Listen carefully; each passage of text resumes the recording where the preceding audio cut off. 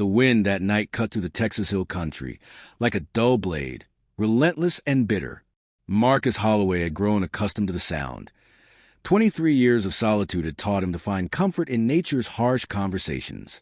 His weathered hand struck another match, the flame dancing briefly before settling into the oil lamp's steady glow. The same ritual, night after night, in a house that had forgotten the sound of voices other than his own. The photographs on the mantel, his late wife Sarah, his son who died in Afghanistan, watched him with silent understanding. This was his penance, his chosen exile from a world that had taken everything that mattered. The knock came at 9:47 p.m., sharp and desperate against the heavy oak door. Marcus froze, his coffee cup suspended halfway to his lips. Nobody came to the Holloway ranch anymore. Not since the funeral. Not since the neighbors stopped pretending to care about the hermit on the hill. The knocking continued, urgent and rhythmic, cutting to the wind's wail like a child's cry. Marcus set down his cup with deliberate slowness, his heart hammering against his ribs. In 23 years, he'd learned to trust his instincts, and right now, they were screaming that whatever stood on his porch would change everything. The floorboards creaked under his boots as he approached the door, his hand hesitating on the worn brass knob. Through the frosted glass, he could make out small shapes huddled together, trembling shadows against the storm. Marcus took a deep breath, feeling the weight of his isolation like a physical force, and opened the door to find 3 Apache boys staring up at it with eyes that held too much fear for their tender ages. The oldest couldn't have been more than 12, his thin frame wrapped in a torn blanket, his bare feet bleeding from the rocky terrain. Behind him, 2 smaller boys clung to each other, their lips blue with cold, their dark eyes wide with exhaustion and terror. They said nothing, just stood there shivering in the doorway, their breath forming small clouds in the frigid air. Marcus felt something stir in his chest, a feeling he buried so deep he'd forgotten it existed. Without a word, he stepped aside, gesturing for them to enter. The boys hesitated, exchanging glances that spoke of hard-learned caution before slowly crossing the threshold into the warmth of his home. The interior of the Holloway ranch house told the story of a man who had stopped living for appearances. Dust motes danced in the lamplight, settling on furniture that hadn't been moved in years. Family photographs clustered on every available surface, a shrine to happier times when laughter echoed through these rooms. The boys stood just inside the door, dripping melted snow onto the hardwood floor, their eyes taking in every detail with the wariness of creatures who'd learned that safety was always temporary. Marcus studied them in the better light, his heart clenching at their condition. The oldest boy's face bore the stoic expression of someone forced to become a man too early, his jaw set with determination even as his body trembled with exhaustion. The 2 younger ones, probably brothers by their similar features, huddled close together, their eyes darting between Marcus and the warm glow of the fireplace. Their clothes were threadbare, unsuitable for the harsh Texas winter, and their feet left small bloody prints on his floor. Marcus had seen that look before, in his own mirror, in the faces of his fellow soldiers returning from tours that had cost them pieces of their souls. It was a look of people who had witnessed too much, survived too much, and trusted too little. "You hungry?" Marcus asked, his voice rusty from disuse. The boys didn't answer, but their eyes followed his movements as he walked to the kitchen. The silence stretched between them, heavy with unspoken stories and carefully guarded secrets. Marcus understood silence. He perfected it over the years, using it as both shield and sword against a world that demanded explanations he wasn't ready to give. He opened cabinets that rarely saw use, pulling out cans of soup and boxes of crackers, his movements deliberate and unthreatening. The boys remained motionless, 3 small statues carved from weariness and want. As Marcus heated the soup on his old gas stove, he felt their eyes following his every movement. He'd forgotten how it felt to be watched, to have his actions matter to someone other than himself. The sensation was both terrifying and oddly comforting, like finding a piece of himself he'd thought lost forever. When he turned back to them, bowls in hand, he saw the oldest boy's mask slip slightly, revealing the frightened child beneath the forced maturity. Marcus set the bowls on the coffee table near the fireplace, then retreated to give them space. He understood that trust, once broken, became a fragile thing that required patience and distance to mend. The boys approached the food with the careful choreography of survivors. The oldest went first, testing the temperature of the soup with a cautious sip, his eyes never leaving Marcus's face. Only when he nodded did the younger two venture forward, their small hands wrapping around the warm bowls like precious treasures. Marcus watched from his armchair, Sarah's chair remaining empty beside him, a habit he couldn't break even in the presence of others. The fire crackled on the hearth, casting dancing shadows across the room and painting the boys' faces in warm amber light. They ate in silence, their manners careful and practiced, as if meals were sacred rituals not to be taken lightly. Marcus found himself studying their faces, noting the high cheekbones and dark eyes that spoke a proud heritage, the way they moved with unconscious grace despite their exhaustion. When they finished, the oldest boy set down his bowl and looked directly at Marcus for the first time. "Thank you," he said, his voice barely above a whisper, the words carrying the weight of a lifetime's worth of gratitude. Marcus nodded, understanding that these might be the only words exchanged between them tonight. The boy's English was precise, carefully learned, and Marcus detected the faint accent that spoke of a first language held close to the heart. The younger boys pressed closer to their apparent leader, their eyes heavy with exhaustion, but still wary of letting their guard down completely. Marcus rose slowly, his joints protesting the movement, a reminder of his 62 years and the hard life he'd chosen. He gathered quilts from the linen closet, relics from Sarah's crafting years, their patterns telling stories of better times. The boys watched as he arranged makeshift beds near the fireplace, close enough to warmth but far enough from the windows to feel secure. As he worked, Marcus felt the strange sensation of his house coming alive again, filled with breathing presences and the subtle sounds of human habitation. When he finished, the boys settled onto their temporary beds with the careful movements of people who'd learned to sleep with one eye open. Marcus turned down the lamp, leaving only the firelight to hold back the darkness. "You're safe here," he said quietly, the words feeling foreign in his mouth. The oldest boy met his gaze and nodded once, a gesture that somehow conveyed more trust than Marcus had received in years. As he climbed the stairs to his bedroom, Marcus felt the weight of responsibility settling on his shoulders, a burden he thought he'd never carry again. Marcus woke before sunrise, as he had every morning for 23 years. The habit was carved into his bones, a remnant of military discipline that served him well in the ranching life. He dressed quietly, his movements automatic in the pre-dawn darkness, and made his way downstairs. The boys were still sleeping, their breathing deep, and even for what might have been the first time in weeks. The oldest lay slightly apart from the others, even in sleep maintaining his role as protector. Marcus studied their faces in the dying firelight, noting how young they looked without the burden of consciousness weighing on their features. The youngest couldn't have been more than 7, his face round with baby fat that spoke of a childhood interrupted too soon.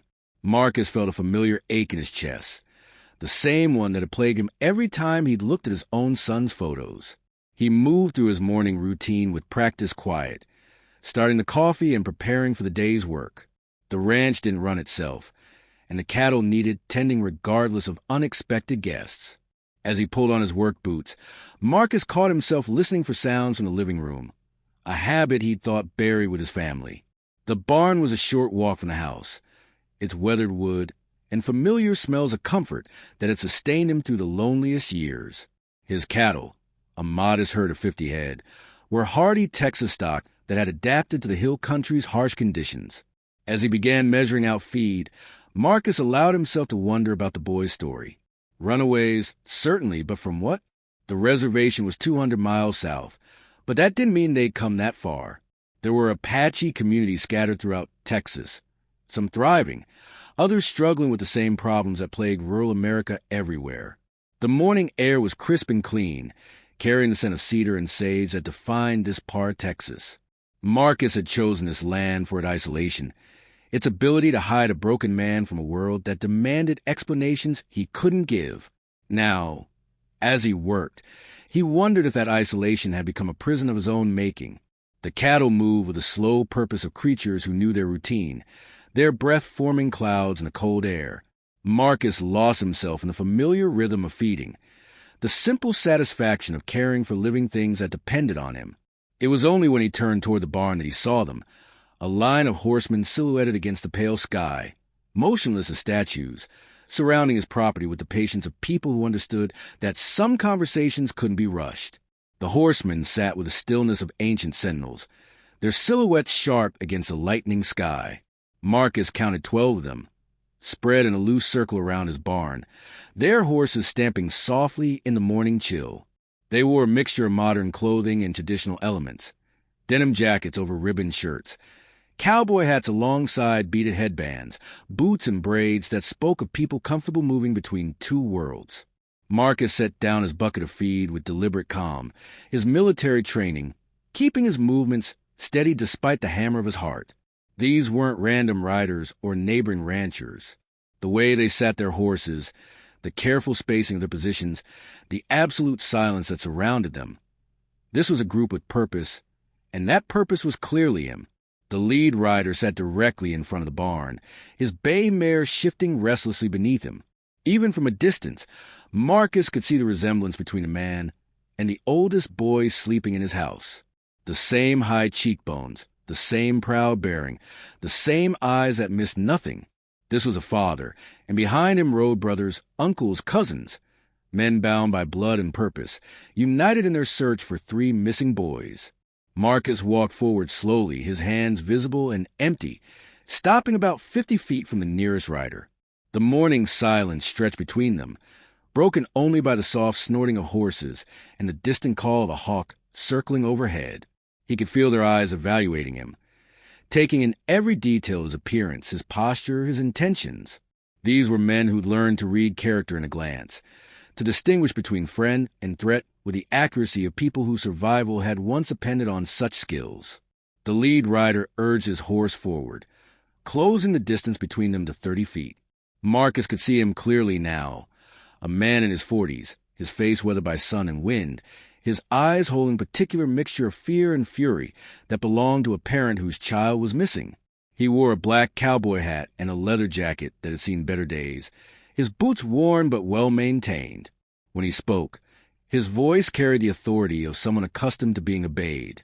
"I am Joseph Crowfeather," he said, his English clear and precise. "Those boys in your house, they belong to us." Marcus met his gaze steadily, recognizing the challenge in the man's words. This was a test, a moment that would determine whether the next few minutes ended in conversation or violence. The other riders remained motionless, but Marcus could feel their readiness, the coiled tension of men prepared to act on their leader's signal. The morning air seemed to hold its breath, waiting for Marcus's response. Marcus felt the weight of the moment settling on his shoulders like a familiar burden. 12 pairs of eyes watched him, measuring his character in the space between heartbeats. The lead rider, Joseph Crowfeather, sat his horse with the easy grace of someone born to the saddle, his weather hands resting lightly on the reins. Behind him, the other men maintained their positions, a living fence of flesh and bone that spoke of community, of people who stood together when one of their own faced trouble. "The boys are safe," Marcus said finally, his voice carrying clearly in the morning air. "They came to me in the night, half frozen and scared. I gave them food and shelter, nothing more." Joseph's eyes narrowed slightly, studying Marcus's face with the intensity of a man who'd learned to read truth in the set of shoulders, the meeting of eyes, the small unconscious movements that betrayed deception. "And you are?" he asked, though Marcus suspected he already knew. Word traveled fast in rural Texas, and the story of the hermit rancher who'd lost his family was a kind of tale that lingered in community memory. "Marcus Holloway, this is my land." Joseph nodded slowly, his expression unreadable. "I know who you are. The question is why 3 Apache boys would run the home of a white man they'd never met." The words carried no accusation, but Marcus heard the underlying question. What had driven the boys to seek shelter with a stranger rather than stay within their own community? The silence stretched between them, pregnant with unspoken possibilities. Marcus understood that his next words would determine whether this encounter ended in understanding or bloodshed. The men behind Joseph were coiled springs, ready to protect their own at the first sign of threat.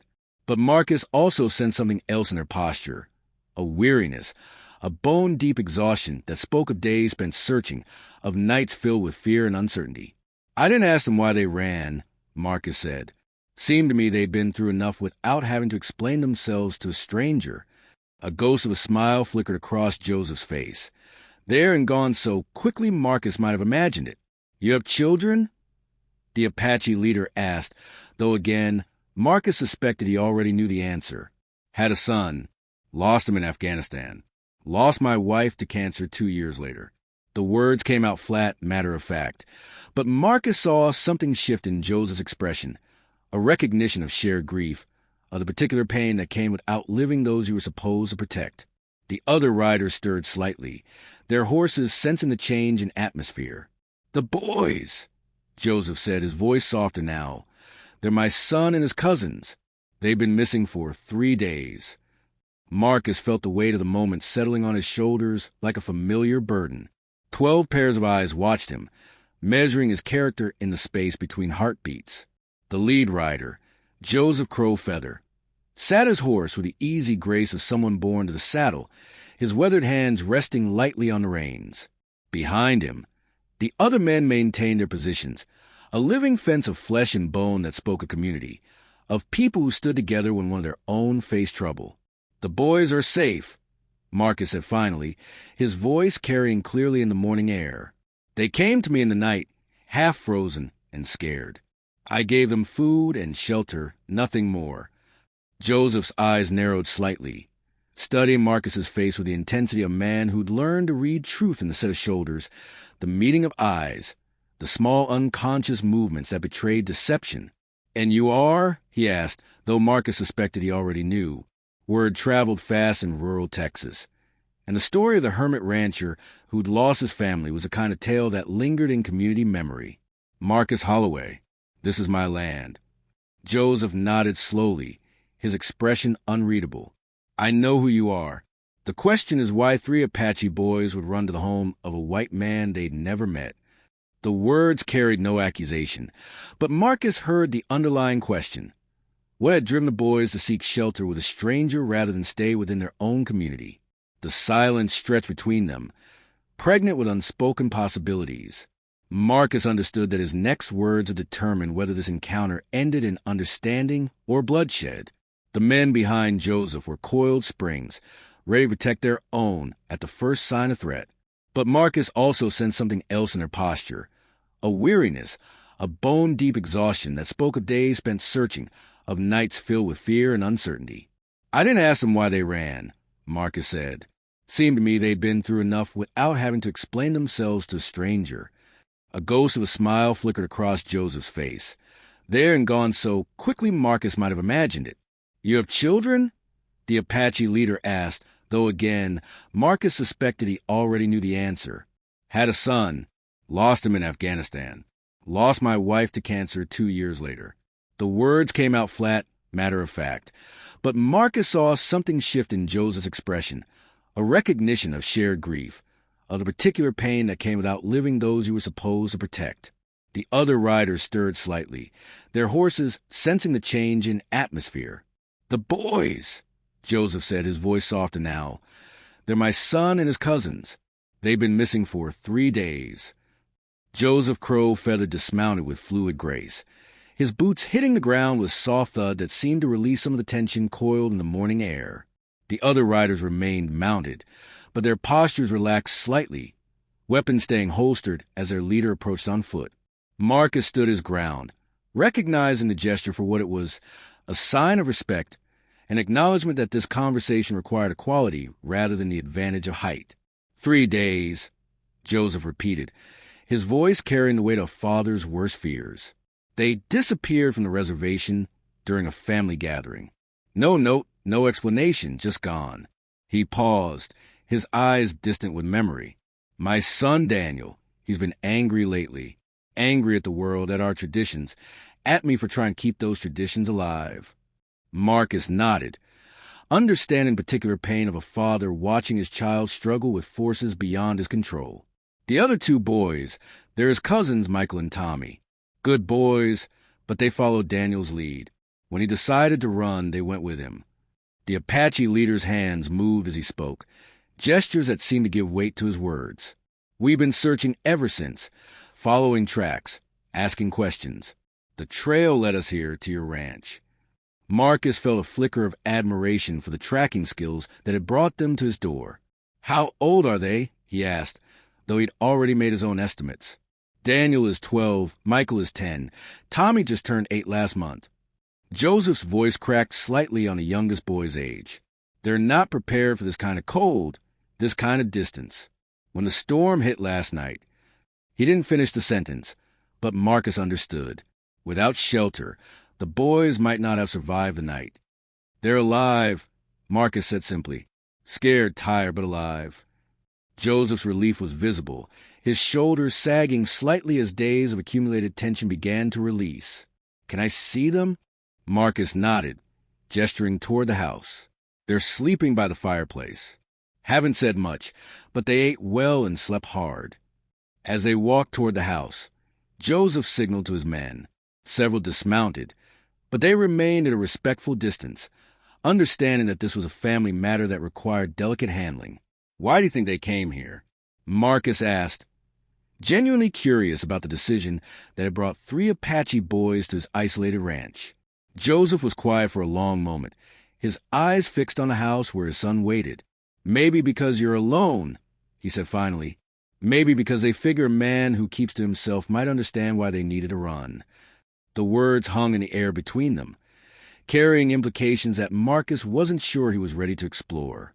They reached the porch steps, and Joseph paused, his hand on the railing. Whatever my son has done, whatever trouble he's caused, I'm grateful you kept him safe. Marcus met his eyes, seeing them the same combination of fear and love that had once driven his own parenting decisions. No trouble, he said. Just 3 boys who needed help.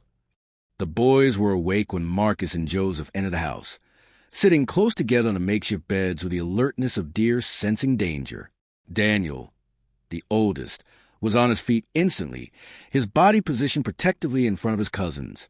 His face went through a series of emotions when he saw his father. Relief, fear, defiance, and something that might have been shame. Dad, he said, the word barely a whisper, carrying the weight of 3 days' worth of worry and rebellion. Joseph stopped just inside the doorway, his eyes taking in every detail of his son's appearance. The borrowed clothes that hung loose on his thin frame, the exhaustion etched in his young face, the way he still positioned himself as protector despite his father's presence. Daniel, Joseph said simply, his voice carefully controlled. Are you hurt? The boy shook his head, his eyes never leaving his father's face. Behind him, Michael and Tommy stirred restlessly, their own relief and fear playing out in small movements and exchanged glances.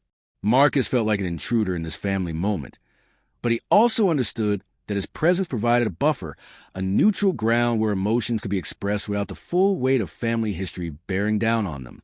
We were worried, Joseph continued, taking a careful step into the room. Your mother hasn't slept since you disappeared. Your grandmother has been praying nonstop. Daniel's defiance flickered, replaced by a flash of guilt that he quickly tried to hide. We didn't mean to worry anyone, he said, his voice stronger now. We needed to get away. Joseph's jaw tightened slightly, but he kept his voice level. From what? From us? From your family? The question hung in the air, loaded with hurt and confusion. Daniel looked at his cousins, then at Marcus, as if seeking permission or support. Marcus remained silent, understanding that this was a conversation that belonged to the family, not to him. From a reservation, Daniel said finally, from the rules and the expectations and the way everyone looks at us like we're supposed to be something we're not. Joseph's face went through a series of emotions, anger, hurt, understanding, and something that might have been recognition. And what are you supposed to be? He asked, his voice gentle now. Daniel's composure cracked, revealing the frightened child beneath the forced maturity. I don't know, he admitted, his voice breaking. I don't know how to be Apache in a world that doesn't want us to exist. I don't know how to honor the old ways when the old ways don't seem to work anymore.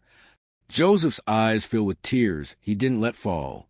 He took another step toward his son, his hands open and empty. Being Apache isn't about following rules, he said softly. It's about knowing where you come from, knowing who your people are, knowing that you belong somewhere no matter how confusing the world gets. Marcus watched the scene unfold, feeling the familiar ache of loss in his chest. This was the kind of conversation he'd never had with his own son, the kind of understanding that came too late for some families.